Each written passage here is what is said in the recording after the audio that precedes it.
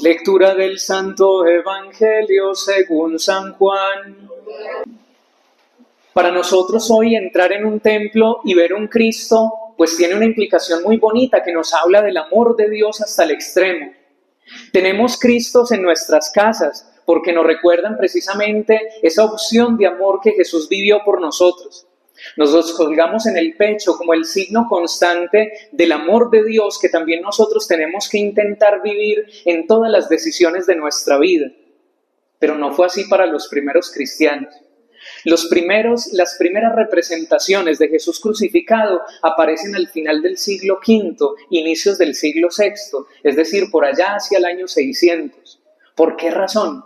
Imagínense ustedes, culturalmente, quienes eran muertos en la cruz eran aquellos que eran bandidos, eran aquellos que eran lo más dañino de la sociedad, y además de eso era la muerte de esclavos. ¿Cómo representar los primeros cristianos para quienes estaban animándose a vivir la vida cristiana a su Mesías crucificado? Entonces no lo representaban así. Pero además de esto, por una razón también de sensibilidad, los primeros siglos del cristianismo fueron de persecuciones muy violentas, persecuciones en las cuales ni siquiera hoy en día se sabe cuántas personas murieron por las persecuciones que hubo de parte de los emperadores romanos.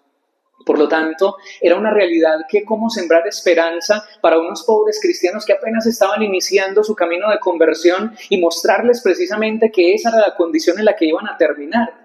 Tal vez tenían que centrarlos en una esperanza mucho mayor. Por eso las primeras representaciones de Jesús no fueron en la cruz. Las primeras representaciones que se tuvieron de Jesús fueron en las catacumbas, donde se enterraban a los primeros cristianos, y la imagen más bella con la que se representó a Jesús fue la del buen pastor.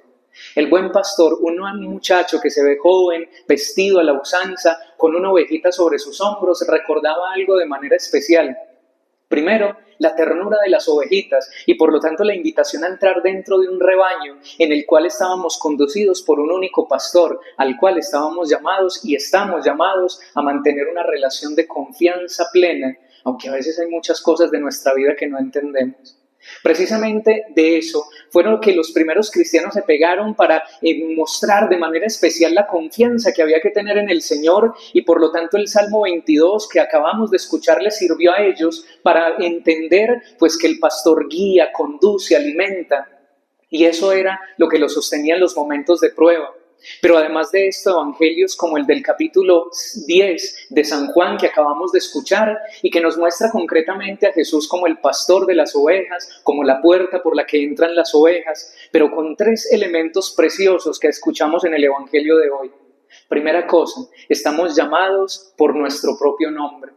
Vivimos en un mundo en el que los números aparecen por toda parte, las estadísticas, prácticamente las situaciones de la vida de muchas personas se rigen por la estadística. Entonces, si yo tengo tal enfermedad, pertenezco al 10 o al 20% de la población colombiana que sufre tal situación. Vivimos en una realidad donde incluso desde los medios de comunicación que vivimos, si usted no aparece en las redes sociales, entonces no existe, donde el algoritmo es lo que marca la pauta de muchas situaciones que hay alrededor y prácticamente donde muchas personas pasan como anónimos en este mundo. Pero entender una cosa preciosa en el evangelio de hoy, que mi historia es entendida por Dios, que las realidades de mi vida son entendidas por Él, que incluso soy llamado por el nombre, no de cualquier manera, sino por mi nombre. Y esto es muy importante en el testimonio de la Sagrada Escritura. Alguien que a uno lo conoce por el nombre, uno se siente importante, ¿cierto? Si a uno lo llaman por ahí en alguna parte, venga usted, hágame un favor. Pero cuando a uno lo llaman por el nombre, uno se siente especial. Uno siente precisamente que hay algo que hay en la vida de nosotros que es importante para la vida de la otra persona. Por lo tanto, esto ayuda mucho en un fenómeno que vivimos en este mundo, que es la despersonalización. La despersonalización es donde todo el mundo va con su rostro, con sus situaciones, su historia, pero todo eso es desconocido para los demás. Ninguno de nosotros va a saber qué es lo que le está pasando en el corazón a la otra persona que tenemos delante. Y a veces, entre más desconocidos seamos para los demás, como que uno se siente más tranquilo. Pues resulta que para Dios mi historia no